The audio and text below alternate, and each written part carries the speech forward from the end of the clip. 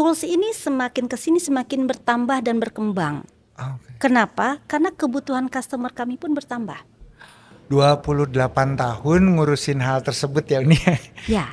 Yang menonjol itu kalau ingin membahagiakan pelanggan itu poin-poin apa aja Uni? Kita ada kebutuhan, ada keinginan. Ya, kebutuhan akan informasi, keinginan akan mendeliver informasi tersebut. Ketika kita sudah menahan dua itu, maka sikap kritis kita itu terkendali, nggak seperti yang sekarang lebih anarkis gitu ya, lebih tidak terarah. Ini salah satu jawaban mengapa kayaknya WhatsApp nggak pernah dibaca ya. Karena ditahan dulu.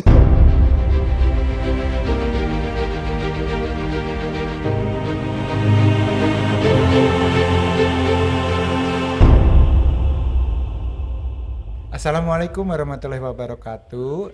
Salam sejahtera bagi para pemirsa Siniar ini. Namanya sekarang Siniar dulu.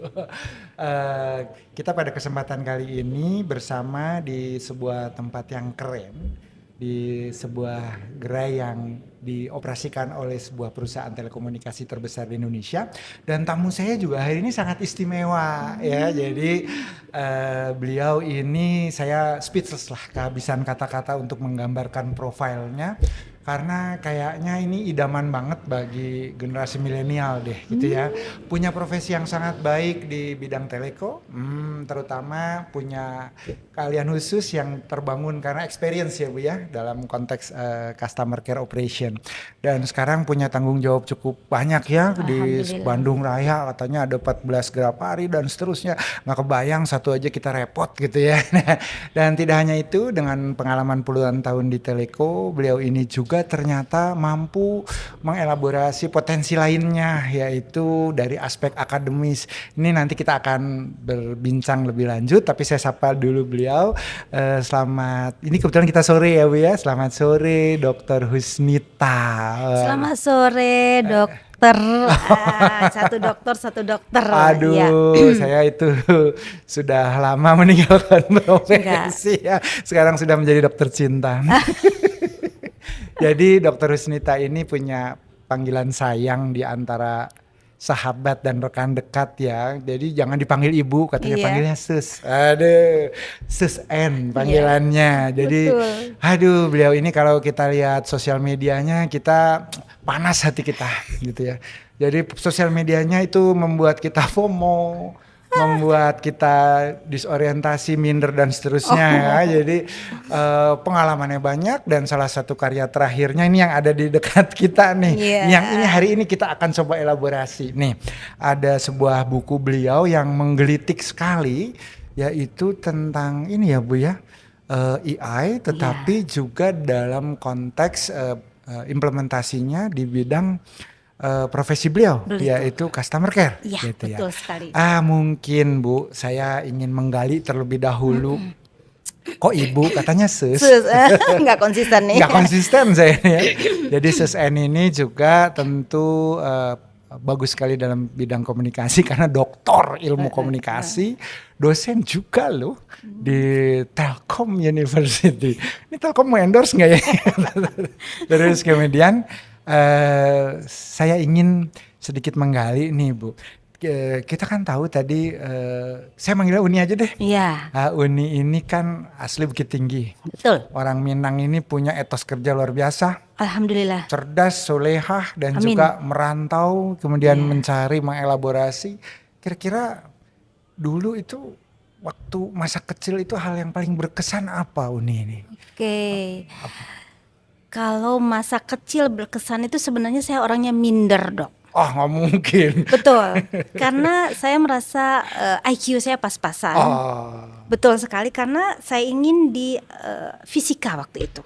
Ingin masuk fisika. Dan akhirnya saya dapat juga di fisika, tapi dari 40 SMA, pilihan SMA fisika. Okay. Dari 40 siswa saya di nomor 39. Kalau saya itu dulu 40 siswa saya ranking 41. Waduh gawat. Ini mohon maaf, kalau SMA dulu di Bukit Tinggi, SMA 1 Bukit Tinggi. Itu terkenal tuh ya. Alhamdulillah banyak sekali, alumni yang sudah menjadi tokoh-tokoh nasional. Ya. SD, SMP, Bukit Tinggi. Bukit Tinggi. Oh. Saya ke Bandung itu di tahun 92 setelah saya lulus dari SMA, ingin merantau, ingin merubah nasib. Oh, kalau di Bukit Tinggi dulu tinggal di Orang tua. Nagari. Bukit Tinggi, di kota Bukit kota Tinggi Bukit dekat Pasar Tinggi. Ateh itu. Betul Wow, sekali. ya Allah, itu indah sekali ya. Uni ya. Alhamdulillah. Oh, jadi waktu SMA fisika. Fisika. Jadi ingin jadi Orang hebat ceritanya, Scientist. Oke. Ternyata ya kadarullah tidak diberi izin sama Allah untuk dapat ITB, akhirnya larinya ke Unpad. Unpadnya di 3 pula, Oh, tapi nggak iya. apa-apa, tetap semangat, yang penting negeri. Yang penting negeri. Tapi terbukti ya dari D3 sekarang sudah S3. Itu kan Alhamdulillah. satu prestasi Uni gitu ya. Kalau Alhamdulillah, kita jalur normal kan S1, S2, S3 berarti kan effortnya lebih besar. Alhamdulillah Nah, itu. yang paling berkesan dari menghabiskan masa kecil sampai SMA di Bukit Tinggi yang kemudian terbawa sampai hari ini memotivasi seorang Dr. Rusnita itu apa? Paling berkesan adalah saya itu dituntut untuk bekerja keras. Kenapa? Karena saya tidak memiliki Privilege ya. privilege, tidak Enak sekali. memiliki orang hebat di belakang sana, jadi saya harus bekerja keras. Itulah Tapi kan orang tua hebat loh nih. Alhamdulillah. Dengan segala kapasitasnya kan orang pasti tua tetap saya paling hebat ya. dua-duanya guru, Oh, Alhamdulillah. itu. Kalau bapak guru? guru SMA. Guru SMP, ibu saya guru SMP. Guru SMP Iya. dan SMP. Iya, Oh, kalau iya, ibu iya. itu guru MTSN dulu. Oh, Sanawiyah. Iya, Sanawiyah. Iya, iya. Kalau bapak SMP negeri. Iya, iya, bapak mengajar Di waktu itu mata pelajaran. pelajarannya itu PMP, tahu nggak dok? Oh, makanya ibu sangat bermoral dan menjunjung tinggi etika dan berakhlak tinggi ya. Iya, Karena PMP, ibu nggak ada mengajar yang tahu. madrasah Sanawiyah. Iya. Nahwu sorob khatam. Kan gitu ya. Ibu saya guru bahasa Arab, Boom, ya Allah, ini Al-Arabiyah kita jadi. tapi saya nggak bisa bahasa Arab. Iya, yang penting kita bisa baca kolbu nih. Bisa sayang, Pak. Jadi itu etos kerja itu yang ditanamkan. Kemudian di Bandung itu ada kerabat atau memang Nggak ada. betul-betul merantau nih? Saya benar-benar merantau dan saya numpang dengan alumni SMA 1 sampai saya benar-benar lulus di Unpad dan saya kos. Berarti cerita apa namanya Ahmad Fuadi yang Negeri 5 Menara itu benar ya? Benar adanya. Jadi memang orang-orang Minang itu kalau merantau diayomi Betul, oleh betul. kerabat dari Dibimbing. kampungnya Iya, ya. Oh. betul. Walaupun tidak sedara, tidak saudara, tapi merasa ada kekeluargaan. Kita sama-sama orang rantau, Iya, jadi iya, kita iya. harus maju bareng-bareng. Iya, itu sebetulnya nilai keindonesiaan yang sangat baik ya Uni ya. Betul. Terus kemudian memulai karir profesional setelah selesai kuliah itu Ya. langsung boleh cerita sedikit Iya. ini barangkali? Karena saya dari D3 diploma, jadi saya langsung kerja. Alhamdulillah. Saya tidak puas di situ karena ada waktu yang masih tersisa setelah pulang kerja. Jadi, Saya kuliah. boleh tahu kalau pertama mulai berkarir di Oh iya, industri telco saya juga? itu di industri telco tapi tidak langsung jadi karyawan tetap, Oh. tapi saya jadi outsourcing dulu di Telkom. Di Telkom yang sekarang Iya, jadi holding ya, betul, Telkom Group ya. Ya, di Oh, Bandung itu di Jalan Japati nomor 1. pernah di situ 2 tahun. Ya. Oh iya iya. 2 iya, tahun. iya. Ya karena saya tidak diterima karena bukan lulusan dari itu gitu Oh, kan. apa-apa disebut aja. Karena Di bukan lulusan dari STT Telkom. ya. Dan ini saya ingin highlight ya, karena Uni dulu punya barangkali dalam tanda petik in a quote rasa mengganjal dengan STT Telkom. Sekarang beliau bahkan menjadi dosen kan di Iya, sana. betul. Jadi bagi teman-teman juga ya, apabila selek gitu sama satu institusi, jadi kan motivasi ya, Iya, siapa tahu nanti betul. justru kita bisa mendapatkan Iya, jalan berkahnya di sana ya. Uni. Betul, benci tapi rindu jadinya. Akhirnya sekarang ini ya Uni Alhamdulillah ya, berkontribusi. justru berkontribusi memberikan keilmuan. Bahkan kemarin launching buku ini Pak Rektornya sendiri datang. Alhamdulillah. Tuh, alhamdulillah ya. Jadi membalikan ini ya, betul-betul membalikan jalan sejarah. Betul. Terus setelah outsourcing Setelah kemudian itu ada setelah jadi outsourcing saya diterima di Telkomsel. Sejak itu tepatnya di bulan September tahun 97 Alhamdulillah saya bertahan sampai hari Dari ini. 97 September 97. setia dan loyal dengan Telkomsel. Alhamdulillah. Nggak ada Wah. lagi yang bisa menerima saya. Oh Saya sudah loyal. bukan. Ini kan kita sudah level, kalau kita lihat dari peta kompetisi industri teleko kan sudah level dewa. Jadi ya Oke. nggak mungkin lah Uni downgrade kan gitu. Jadi pasti sudah. Jadi ternyata kesetiaan dan loyalitas itu juga merepresentasikan integritas ya Uni ya. Harus, Ya, ya. jadi 28 tahun bersama Telkomsel ya. Telkomsel. Oh, ini bagi yang muda-muda nih ya harus dengar nih ya, ternyata orientasi ternyata bukan hanya mungkin finansial, Ya. bukan hanya privilege tertentu, tetapi juga ada rasa mencintai mungkin ya, Ya. ada sense of belonging, Betul. sesuatu yang dibangun dari dulu 97 tuh Baru HP. usianya baru 2 tahun. Iya, teknologinya apa itu nih Oh, waktu itu masuk? masih Belum kita GSM kan? GSM. Oh, sudah GSM. GSM. Oh, Iya, iya, GSM iya. baru H ya, setelah H itu baru Berarti langsung Uni evolusinya mengikuti ya? ngikutin. Sampai ngikutin. sekarang 5G Iya, ini ya. Oh, betul, luar betul. biasa. Iya. Yang paling berkesan selama 28 tahun di Telkomsel itu apa Oke. Uni? Yang sangat berkesan bagi saya tentunya saya diberikan ruang untuk bisa Bertumbuh. berkarir, bertumbuh sesuai dengan passion saya. Oh. Makanya apa, saya apa jadi passionnya itu? Passionnya. Oke, sebetulnya kan saya tuh berangkat dari ekonomi, akuntansi. Iya. Saya orang S1 saya akuntansi. Oh iya ya, nyasar ya. Kok Iya, sekarang jadi nyasar. customer care ya? Nah, Iya. ternyata ilmu itu bisa beradaptasi, Dok. Oh, beradaptasi seperti Dengan bunglon ya. iya, Bisa. Oke. karena Telkomsel ini kan customer oriented, customer centric. Customer centric itu harus di-highlight ya. Betul. Customer centric. Oke. Jadi kita sebagai karyawan yang ada di dalamnya itu harus benar-benar tahu bagaimana memanage, karena kan customer ini adalah aset. Aset. Ya, berkurang customer kita bisa jadi kurang juga bonusnya. Oh iya, performance-nya Iya, nggak bagus performansi. ya, betul. Saya ingin lebih dekat dengan customer. Caranya saya harus pindah ke bagian lain karena Oh, saya yang dulu di langsung finance. bersentuhan sama Betul. customer. Akhirnya saya iya. mencoba untuk kuliah masuk ke dunia komunikasi, Dok. Jadi S1-nya masih akuntansi. Masih akuntansi. S2, S3 baru komunikasi. Komunikasi Unpad. Betul. Oh, S3 Unpad. komunikasi Unpad juga. Juga. S2 tesisnya apa? Tentang marketing communication. Marketing communication. Iya. Lebih rinci kurang Lebih ke tentang saya membahas tentang bagaimana penjualan di outlet-outlet, Oke. tentang produk produknya. Telkomsel. Oke, dan mungkin variabel apa yang mempengaruhi. Betul. S3-nya. Saya masih melanjutkan tesis saya, Oke. tapi lebih luas lagi karena di situ harus memasukkan teori baru. Iya. Saya novelty ya. mulai waktu itu integrasi ya, jadi Integrated Marketing Communication (IMC). IMC, oke. Betul. Di situ saya lebih dalam lagi menggali. Nah ini terakhir ini saya mengenal SESN ini, mengenal Uni ini banyak mengangkat isu tentang teknologi terkini, yaitu tentang AI. Ini kita mulai masuk ke topik utamanya nih ya. Siap.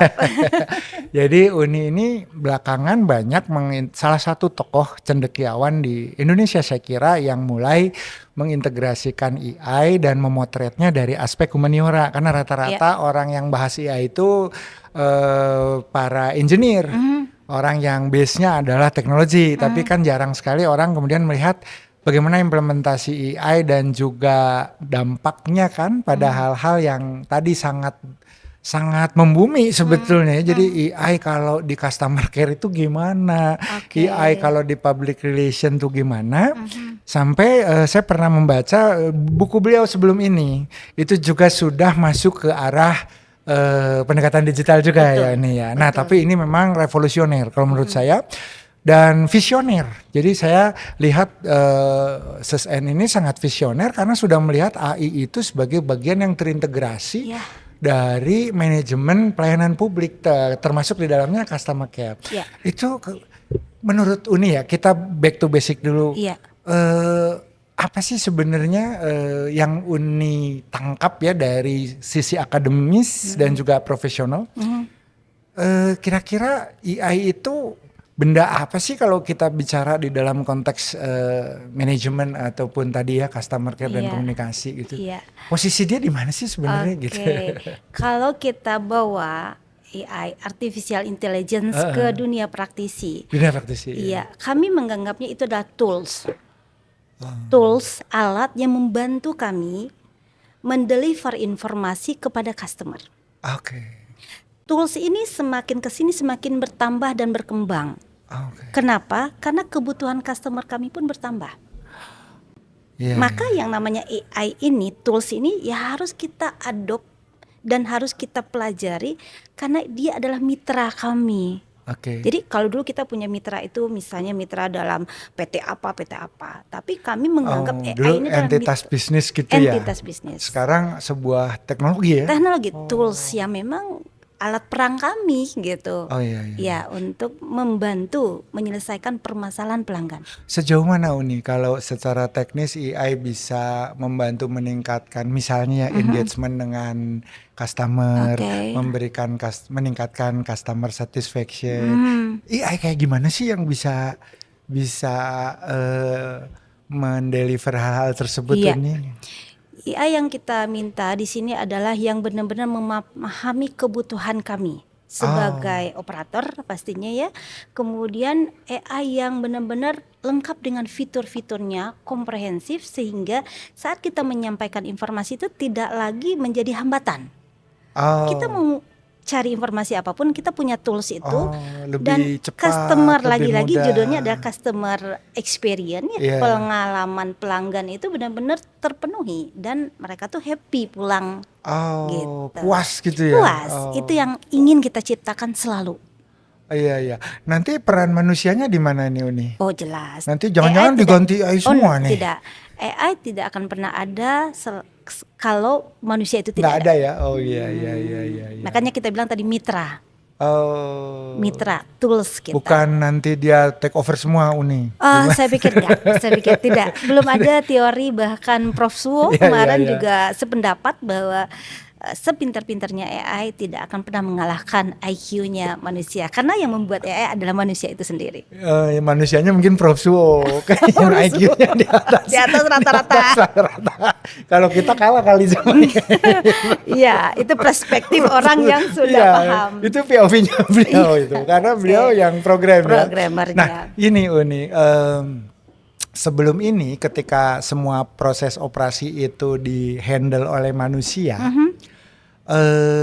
kan Uni tentu sudah melakukan identifikasi ya. Iya. Plus minus ketika kita mengevaluasi lah. Oh ya nih di gerai sini barangkali cara menghandle ininya begini-begini, cara Anda berkomunikasi begitu. Jadi sebetulnya yang bisa lebih terperinci, bisa lebih dikuatkan dengan kehadiran teknologi itu apa ya Uni ya? Karena kalau untuk raport, emotional bonding ya, kan saya kira orang ya tetap saya datang ke sini tuh akan happy kalau disambut orang yang tersenyum gitu ya, betul, dengan betul. terus tiba-tiba kalau nanti ada AI itu arahnya kemana tuh? Saya disclaimer dulu ya, Iya. AI ini tidak membatasi kami berkomunikasi dengan customer secara face to face ya. Tetap kami melayani dengan empati, memberikan empati. solusi gitu. AI ini hanya sebagai membantu percepatan. Oh, ketika kita perlu informasi yang untuk disampaikan ke customer gitu ya. Iya. Oh, iya. Jadi percepatan sehingga lagi-lagi yang kita cari adalah kepuasan. Semakin pelanggan cepat puas, semakin kita enak nih ngobrolnya. Kita mau edukasi produk apa, kita mau sosialisasi tentang fitur apa, itu kan lebih nyaman karena kebutuhan pelanggan sudah terpenuhi terlebih dahulu. 28 tahun ngurusin hal tersebut ya ini. Ya. Yang menonjol itu kalau ingin membahagiakan pelanggan itu poin-poin apa aja nih? Oke. Terlepas dari AI ya, Ya. kan AI kan akan belajar itu gitu ya, data iya. setnya akan kita set ke sana, akan digunakan untuk belajar Iya, itu. iya. Tapi Uni sebagai expert sekaligus praktisi kan, Iya. 28 tahun ngurusin pelanggannya perusahaan gitu. Iya. Poin-poin apa sih yang bikin ketika customer keluar itu tersenyum dan wah service excellent nih gitu. Iya. Apa aja sih? Oke, sebelum menjawab itu saya mau tarik dulu ke Siap. komunikasi. Siap. Ya, karena saya di komunikasi, Betul. maka kita tahu bahwa komunikasi itu adalah komunikasi dua arah ya. Jadi tidak bisa searah saja. Monolog gitu ya. Ya nggak bisa Saya terangin gitu. ya, kamu diem aja. Nggak bisa, karena kita menghargai apa itu definisi komunikasi. Walaupun sekarang komunikasi itu sudah bertransformasi, tapi tetap kita punya basic dari komunikasi itu, bahwa kita ada kebutuhan, ada keinginan. Ya, kebutuhan akan informasi, keinginan akan mendeliver informasi tersebut. Ya, jadi kalau saya sebagai customer service, ada keinginan saya untuk menawarkan produk, Oh. menawarkan jasa. Oh iya. Dokter sebagai customer ingin datang ke Grapari ini membutuhkan Iya. informasi yang sesuai dengan apa yang masalahnya hari ini. Iya, membutuhkan solusi ya. Iya, jadi Iya, kebutuhan dan keinginan itu harus ketemu. Harus, oh ya, match ya. Iya, harus match Iya. gitu. Sehingga itulah yang bisa kita olah nanti untuk memanage customer kita, membangun engagement sama customer kita. Semakin kita efektif komunikasinya, artinya semakin dapat kebutuhan dan keinginan itu, tentunya kita kan semakin lebih leluasa dengan customer tersebut. Oh. Nah, itu yang kita bangun. Iya. Gitu. Jadi memang Kebutuhan dan keinginan. harus ketemu. Harus ya. ketemu. Iya. Tapi saya pengalaman saja ya, ini disclaimer juga karena kebetulan saya pelanggannya beliau juga. Jadi tidak sering datang ke Grapari, mungkin 2-3 kali ya, tanpa sepengetahuan beliau tentu saja. Gitu. Wah, Dan misop jangan-jangan nih. Mystery shopper. Iya, dan merasa puas karena memang cepat dan tetap ada manusianya ya. Maksudnya tadi empati Iya, kan, empati. dengan menunjukkan gestur ya. Itu juga kan komunikasi Pasti, ya ini iya, ya. gestur, Iya, ikut grooming. prihatin gitu kan. Iya, aduh, keblokir ya, Pak. Gitu. Iya, betul. Seperti itu ya. Nah, ke depan ini mungkin agak sedikit out of context ya Oke. ini ya. Banyak kekhawatiran di luar kan. Waduh, ini katanya AI itu sudah mulai masuk ke ranah yang selama ini dikatakan terlimitasi. Oh, banyak tadi ini sendiri yang cerita ya. Ada mahasiswanya yang sudah curhatnya sama GPT. Oke, ya betul. Dan kayaknya lebih happy dibandingkan curhat ke dengan psikiater. Karena kalau curhat ke psikiater habisnya bayar nih. Iya, disuruh berkali-kali lagi ya. Iya, kalau enggak nanti kurang sejahtera psikiater. Nah, itu kira-kira ini sejauh mana itu nanti kalau boleh saya katakan hibridisasi lah ya. Bukunya kan menunjukkan humanoid tuh. Iya, betul. Artinya kan udah terintegrasi ya Iya, antara iya. tools sama orang itu iya. udah kayak kita pakai baju gitu ya. Betul. Itu arahnya kemana sih ini, saya jadi penasaran gitu. Oke, humanoid ya, di sini kan ini karena judulnya humanoid ini, ya. humanoid. Humanoid itu adalah human like, seolah-olah manusia. Seperti manusia. Seperti manusia. Oke. Kita berkomunikasi seperti dengan manusia. Makanya saya bilang tadi, dia sudah menjadikan AI itu tempat curhatnya gitu ya. Karena dalam banget apa yang disampaikan oleh AI tersebut, dapat banget ingin dia tuh apa ada dihadirkan oleh si AI tersebut. Padahal itu kan human like, seolah-olah manusia. Jadi menggiring emosionalnya. Nah, ini kan semestinya tidak seperti itu. Semestinya tidak Semestinya tidak seperti itu. Iya. Karena kan kalau kita bicara tentang manusia, hakikinya manusia itu adalah selalu berinteraksi dengan manusia lagi. Coba kita pandemi 3 tahun 2 tahun gak bertemu dengan siapapun, kita jadi sepi banget, dan bahkan kita curi-curi waktu untuk ngafe, curi-curi waktu untuk ketemu dengan human lagi. Jadi Padahal Uni ya yang mengganggu tugas saya sebagai satgas ya. keluar Suka kumpul-kumpul ya pada saat. karena itu kebutuhan manusia dok. Iya kan. Aristoteles bilang, Plato bilang kan bahwa hakikinya Wah, ini agak manusia. filsafat ya. Agak berat. Dokter nggak bisa dibohongi, pasti keluarnya filsafat ya. Iya, Jadi gitu. iya ya. Dan itu lama-lama yang Uni khawatirkan barangkali interaksi semacam itu juga akhirnya kurang sehat ya. Kalau dengan mesin aja gitu ya. Betul. Tapi memang Uni saya juga melihat kita kan sering dikatakan ada lost generation karena ada generasi pandemi itu. Oke. Termasuk di pendidikan, murid yang nggak pernah ketemu guru. Iya. Sehingga dari segi intelektualitas no problem, Iya. tapi dari akhlak katanya adab ketika harus berinteraksi sama orang, Iya, iya. dia nggak punya pola, nggak Iya. punya pattern, Iya, contoh gitu iya, ya iya, Uni iya, ya. iya, Iya betul, baik-baik. betul, betul. Kita waktunya tinggal kurang lebih 3 menit nih. Iya, Uni. oke. Sebenarnya nggak apa-apa sih. Eh, ini sudut pandang Uni ya sebagai lengkap nih sebagai orang Praktisi, praktisi, akademisi. akademisi juga family woman ya Yes. kan. Kita masuk di era post truth dan seterusnya gitu. Gimana nih ada kiat nggak Uni untuk menyikapi sekarang itu begitu banyak informasi yang membanjir termasuk kan difasilitasi oleh produknya Uni ya. Membuat kita connected ya. Ya. Terus dapat semua Iya, update iya. ini. Kemudian ada apa namanya filter bubble, ada echo chamber. Kita kadang-kadang mengalami cognitive dissonance ya karena sudah nggak tahu lagi mana yang bener mana yang Betul, enggak. betul, Gitu. betul. Face Itu fact udah banyak nggak sekali. kiat untuk kami ini ya yang belum bisa memilah barangkali Iya, itu. betul. Itu harus gimana kita tuh ini kalau dari segi ilmu komunikasi supaya nggak post truth itu nggak kebablasan. Jadi Iya. akhirnya kita nggak tahu lagi kebenaran. Itu Iya. gimana tuh? Oke, kita kembalikan ke individu ya. Iya. Siapapun kita dan dimanapun lingkungan sosial kita. Balik lagi siapa kita ya. Sebenarnya saya melihat di sini bahwa kita tuh punya gap ya antara diri kita dengan teknologi yang ada saat ini. Ah, Literasi digital kita itu tidak seimbang dengan digital atau teknologi yang ada saat ini. tuh. Akhirnya apa? Sebagian orang jadi tidak terarah. Iya. Nah, siapa yang bertugas untuk mengarahkan Itu. ini? Ya tentunya orang-orang yang paham dengan Termasuk ilmunya. akademisi ya? Termasuk akademisi. Maka tadi saya juga kebetulan kita ada matrikulasi Iya, ya iya, 2 katanya hari. untuk pasca sarjana ya. Pasca sarjana Ilmu Komunikasi di Telkom University Iya, iya. dan alhamdulillah saya dipercaya sebagai moderator. Iya, iya. Enaknya sebagai moderator itu kan kita membaca semua materi dan Iya, kita benar, bisa meng-wrapnya seperti apa dan akhirnya ada masukan untuk akademisi, masukan untuk para mahasiswa, Iya, calon iya, mahasiswa iya. yang Sampai akan menjadi ke magister. pengambil keputusan juga ya. Betul. Apa policy makingnya ya harus tahu Betul. harus tahu juga ya. Jadi Iya, iya. gap itu harus kita mulai dari misal kalau di akademik rubah kurikulumnya. Oh, kurikulumnya sudah Harus dirubah. dirubah, supaya Emang nanti yang kurikulum sekarang belum mengakomodir itu ya Uni? sudah tapi enggak belum semuanya masih Ah. masih ada yang perlu ditambahkan. Nah mumpung ini kan tahun ajaran baru nih Iya, iya, masih iya. bisa merubah ya bahwa yang dibutuhkan industri adalah kompetensi ini.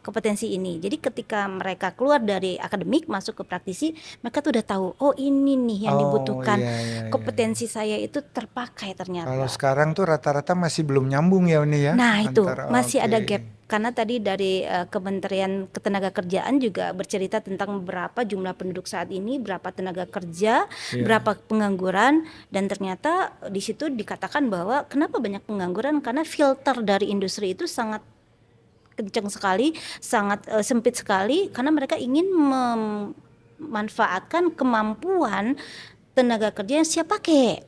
Skill yang dibutuhkan. Kalau IPK 4 atau 3, cum laude gitu ya, belum menjamin. Oke. Makanya saya bilang gap Oh iya, iya. Padahal literasi. semestinya penilaian akademik itu berkorelasi ya harusnya Harusnya. ya dengan kompetensi dan Betul. professional skill ya. Iya. Tapi sekarang ternyata belum. Belum. Ya. Tapi bagus buat perusahaan yang atau kampus-kampus yang sudah melepas mahasiswanya di 4 semester hanya di perkuliahan, langsung semester berikutnya di dunia praktisi itu akan sangat membantu sekali. Oh magang. Magang, Gitu ya. betul. Kalau terakhir nih literasi digital yang tepat dari ranah komunikasi era digital ini apa sih yang perlu diberikan gitu? Jadi kita meliterasi publik Iya. ataupun tadi kelompok mahasiswa kan juga umum juga. Iya. Kayaknya sekarang yang agak bermasalah tuh justru ini ya beberapa kelompok tertentu yang dengan mudah untuk menerima informasi lalu Iya, kemudian iya, tersulut emosi gitu ya. Itu apa yang harus diberikan apa ya? Kalau Oke. penggunaan gadget udah pada pinter, Iya. kalau aplikasi macam-macam udah Iya. pada. Jadi literasi model apa yang kira-kira Iya. cocok? Secara general saya bisa katakan literasi yang penting saat ini adalah etika dan empati. Oh itu ya, ini Iya. nih. Kenapa? Karena Etika sama empati. Oke. Karena ketika kita sudah menahan dua itu, maka sikap kritis kita itu terkendali. Nggak seperti yang sekarang lebih anarkis gitu ya, Iya. lebih tidak terarah. Kenapa? Basic dua tadi mereka nggak punya. Terus dapat Informasi langsung di forward ya, tanpa difilter iya, gitu ya. betul. Oke, Jadi oke. kita kalau punya basic tadi ya, etika dan empati, apapun itu informasi yang kita terima, kita tahan dulu, kita baca Kita dulu, pelajari dulu. Iya, gitu iya, kan. iya, Nah baru kita share gitu. Iya, ini salah satu jawaban mengapa kayaknya WhatsApp nggak pernah dibaca ya. Karena ditahan dulu. Si mbaknya langsung ada dibaca kok di-read. Jadi ini supaya selektif. Baik. Supaya nanti nggak terlalu banyak masuk. Jadi ya. saya kira Nggak, ini bercanda. kita kayaknya kurang ya, cuman satu episode lah. Nanti kita coba range waktu Siap, lagi. siap, insya Allah siap. Nanti kita coba pertemukan juga nih Dr. Husnita dengan Prof. Suwo yang legendaris dari cocok. kita undang sini aja Boleh, gitu. boleh, Atau boleh. kita podcast dari ruang kerja rektor lah. Nah, kita tunggu. Ya kan, siapa tahu. Aksesnya Oh cepat dari bukan, dok. beliau dong yang akan ngomong. Ya, jadi Bu Husnita, Sus M, ini terima kasih banyak atas Sama-sama. ilmu yang telah diberikan pada kesempatan kali ini, sangat luar biasa. Terima kasih. Dan mudah-mudahan nanti apa yang sudah Uni sampaikan bisa menjadi bagian dari literasi digital. Ya. Ya kan? Insya Kan ini Allah. literasi digital Betul, juga ya. betul, Ini literasi podcast digital, begini literasi iya. digital juga. Jadi simpulannya satu, tadi Uni menyampaikan AI itu nggak usah dikhawatirkan ya Uni ya. Tidak usah dikhawatirkan. Dia bisa menjadi mitra strategis Betul. yang justru bisa meningkatkan kualitas dari kompetensi kita. Betul.